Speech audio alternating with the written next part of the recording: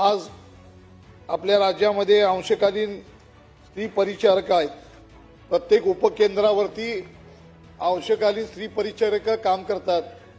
त्या अंशकालीन नाही तर पूर्ण वेळ काम करतात आणि मला वाटतं की त्यांची सातत्याने मागणी आहे की त्यांना 1 मार्च 2019 पासून त्यांचं मानधन 3000 केलंय। पूर्वी स्त्री परिचारिकांना मानधन 96 साली 500 रुपये मिळत होतं। 2003 ला त्यांच्या मानधनामध्ये दरमहा 100 रुपयाची वाढ केली। 2008 पासून त्यांच्या मानधनामध्ये 300 रुपये वाढ झाली आणि मला वाटते आज 1 मार्च 2019 पासून त्यांचं मानधन हे 3000 रुपये करण्यात आले। प्रत्येक उपकेंद्रावरती या अंशकालीन स्त्री परिचारिका आहेत। यांचं मानधन वाढवायच्या संदर्भात आरोग्य मंत्र्यांच्याकडे एक बैठक झाली।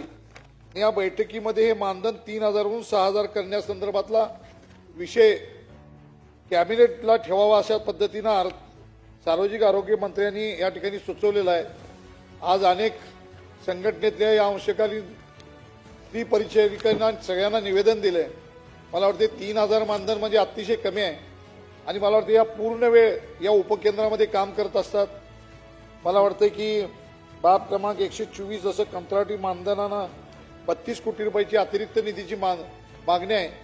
मी आपल्याला याद्वारे सूचित करतो की आपण या ठिकाणी कॅबिनेटला हा विषय ठेवण्यासाठी संदर्भात सूचना करावी आणि त्यांचं मानधन वाढवण्यात यावं।